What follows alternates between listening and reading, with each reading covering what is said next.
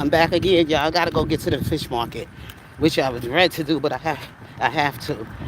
So on my meanwhile, while I'm walking here, I was talking about people knowing the state that they live in. There's a history behind every state, and families who have been patriotic families of the first families that been in that White House.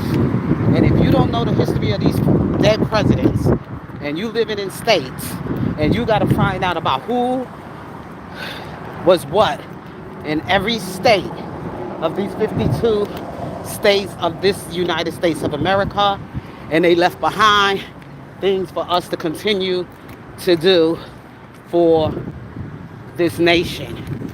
And they all sworn under the oath of the Constitution, um, the dead presidents, of what they're going to uphold in this Constitution. And that's why they always have the Bible when you be sworn in. And there's a lot of people who didn't swear in on the Bible, but that's okay because you don't hear nothing about them as much because they didn't uphold Christian values that that Constitution stands for. And a lot of times people don't understand that. Not all these states, these Democrat states, the sanctuary, and all that other stuff. But let me explain something before I go in here, because I'm here. Um, Delaware is a purple state, okay? It's Republican and it's also Democrat, okay? It's not as blue as people deep blue as people think it is. And that's the whole thing about Delaware. That's the mystery behind Delaware. Delaware is not as deep blue as people think it is. It's a purple state. It could go either or. So I just wanted to make that clear to people. Okay, so because it was the first state and it was the last state to free the slaves. So with Delaware, it's iffy. It's very iffy. But a lot of people like to live in Delaware because Delaware was the banking state. You know, it's a banking state. Small, not too many people. You go by it like in no time. Boom. Okay, before you hit Maryland and all those other deep south going down to the south or whatever like that. So it's the first state to the south is Delaware. And a lot of people still live kind of country here. If you really, look at it, it's still kind of country.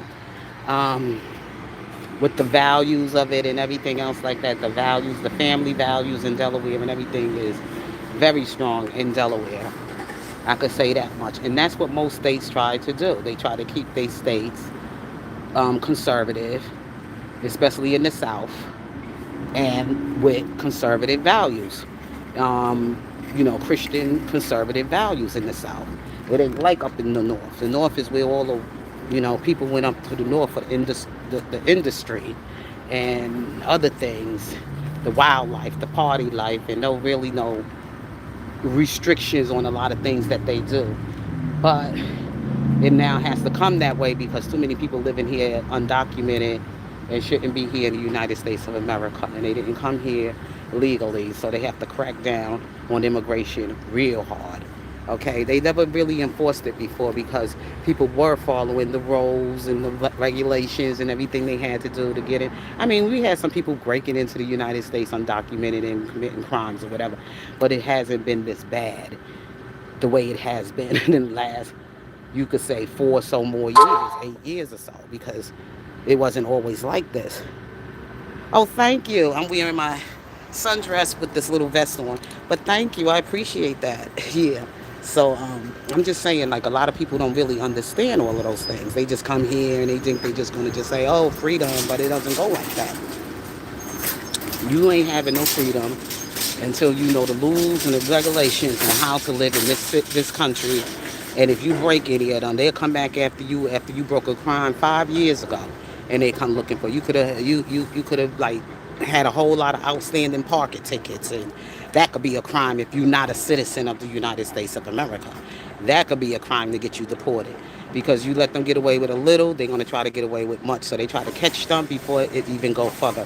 But let me get in here so I could go get some food, go get cooled off, and I'll get back with you all again later. So with that being said, you all stay cool. And we're going to continue this conversation so I can really help you to understand really truly what this Constitution stands for in America. And a lot of people think they're going to come here and break our laws and and try to change our Constitution, and that's just not going to happen.